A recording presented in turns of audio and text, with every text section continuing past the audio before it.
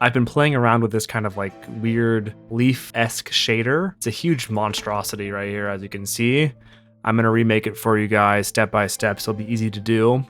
But basically it's gonna be doing Voronoi cell like scattering and making sure that we can have this clean kind of like break and kind of have it all tiled out.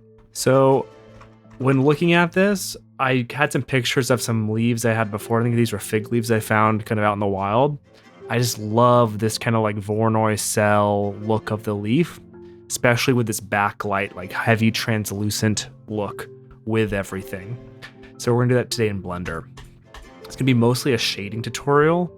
So let's just, I guess, stick with a cube, or we can just do a plane to make it even easier. But let's just use a cube for now, that's fine. So we're gonna go into EEVEE, turn on ray tracing. So now that we're in shading, we're going to make sure, I might just add actually a plane. There we go, so it's a bit better to see everything. Cool. We're making a new node tree. We're gonna call this like leaf macro texture. So if we do a Voronoi texture, we can see what it looks like. I'm on the plane. You know what? There we are. Cool.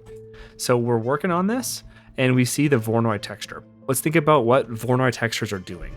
So they have three different options: the distance, a color, and a position. Distance is basically just different points on there, the distance to the edge for what that is for the Voronoi cell itself. The color is just a random color for each of the cells. So you kind of have like random, choices for that. The position is basically the position in space, vector space of where it is on the mesh itself. So if we use this position data right here, we can then also play with it by working with the object. So we see right here, we have object coordinates, which is this nice texture coordinate right here. We look at this now, the position data right here. We're kind of seeing it match, right? The reds are where the reds are, and so are the yellows and the greens and everything. So if we take this Voronoi, scale it back to maybe like 2, maybe even less. Oops, and that's probably pretty good.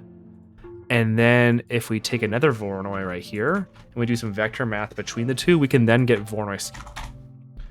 Take this, and we take this, and we say subtract. So the Voronoi scattering is going to be the position, which is right here, minus the position here, and here's the. So this should be good.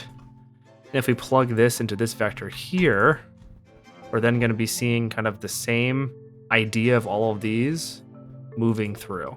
So if we do this a couple times, then we're going to have kind of like this nested cells within cells kind of vibe. So we say 2 more time, 50. Then it's going to be now this value minus this one coming in. And it looks pretty good. Now we kind of have these cells within cells, and that can work for making this kind of like fractaled out version of cell walls. So we have the levels of division we want to have for the Voronoi, and now what we want to do is we want to then color it.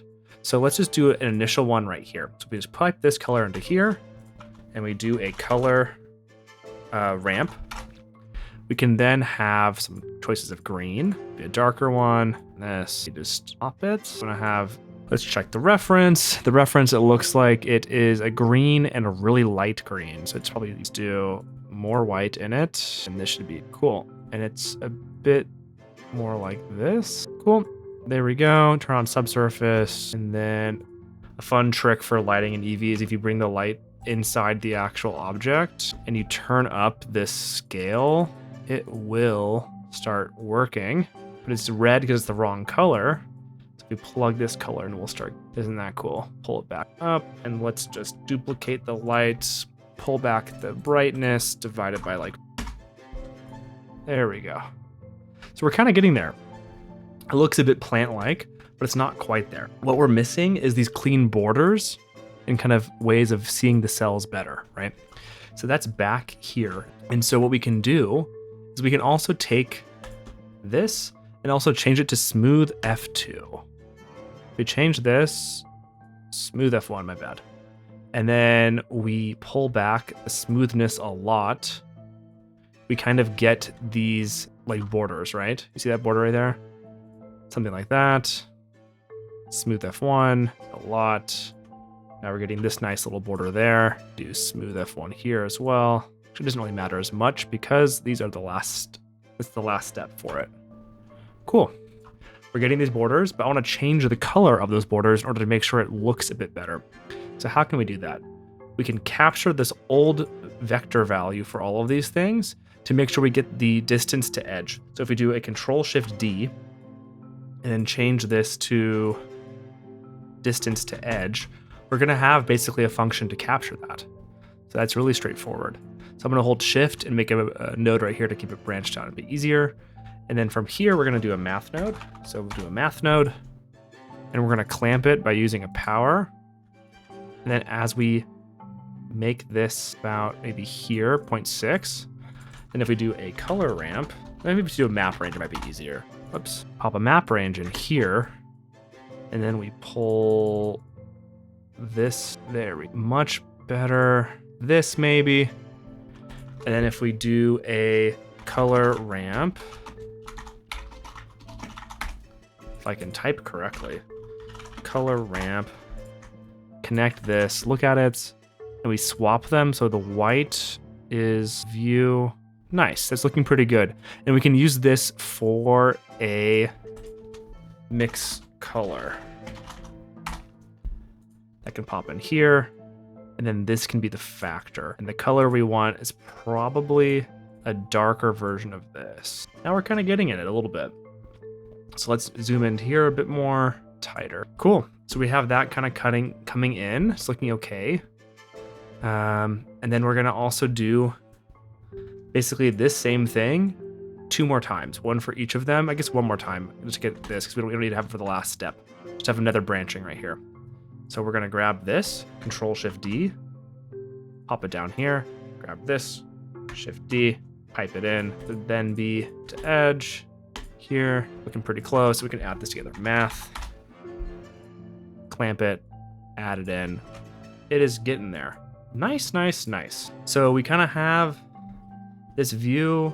These branches should be a bit thin. Let's change the mapping a bit, thinner. So we're gonna pull out, cool, nice. So now we're getting this, it's fracturing out a bit. I'm happy with it. We're getting this kind of line breaks. I guess this one should be not the same as the other one. So we should probably do a color mix back here with just this guy as the factor. And then we cut it here. And then this one. And this one would be, let's see if we can get it to cut correctly. Cool, this should be a much brighter grade. Lamp result, there we go. Nice, coming through, we have this. Okay, I'm really happy with how it's looking, but I want to add in some noise so this is not perfectly straight. I want to have a bit more curvy. So how do we do that? We go back to the original vector stuff right here. And then this will be the easy way for us to add noise and everything. So I'm going to add some of these points so everything moves cleanly. Here, go good. So we're going to do a mix color and also a noise texture. And then we're going to pull this in here, and then this should go right there. That should work. Nice, we're getting this nice distortion. I'm going to do linear light, so it stays basically the same. I'm going to check to see the amount of noise I have. It's a lot. I want to have just a tiny bit, so a little taste. So now this noise propagates through the entire chain, so we have it right there. So now, is this too much noise, or it's a little bit too much? So let's just pull this back a little bit. Nice. If we increase the detail, we're going to get more of this kind of feathering out to both sides. That'll increase the roughness, maybe a teeny tiny bit right there. Lacernarity, I always forget that one does. That one makes it a bit more like drippy on the sides. I think, cool. So now the noise propagated all the way through. We're no longer having these perfect straight angles for the different barriers between them. It's looking pretty good. And then the last thing we can do is add a lot of free detail with some normal map changing. So we're going to go over here, and we're just going to take this distance function we know right here, add a bump, pipe this bump into the height, and put this normal. So once it calculates, what we're going to see is basically a lot of free detail from all of this to make it look more like the actual veins of the plant itself. So we're getting all these little lines. Why? Because we have these lines from the different part of the texture where we had it be really kind of the smoothing function, right? And so that's going to add all that detail for us. It's kind of like a little framey look, which is quite nice. We can also take this position, put it on the normal here, and it doesn't do much, but it does add more of this kind of really flat shading we're seeing right here into the overall bump, which makes it feel like flat little cell paint, which is kind of cool. If you go back and take this normal back here, it actually changes it a little bit, and it has a bit of more of a flat texture. So it makes it more of like a stained glass look, which is nice, because remember when we're looking at the cells, we kind of cared more about not this level of granularity, but the one back here, these larger cells, and it has a better look, I think, which is really cool. I'm really happy with how it's looking. So then what I'm gonna do is also probably change the distance if I want to a little bit. I can fake more detail, maybe make it just like a 0.1. Nice.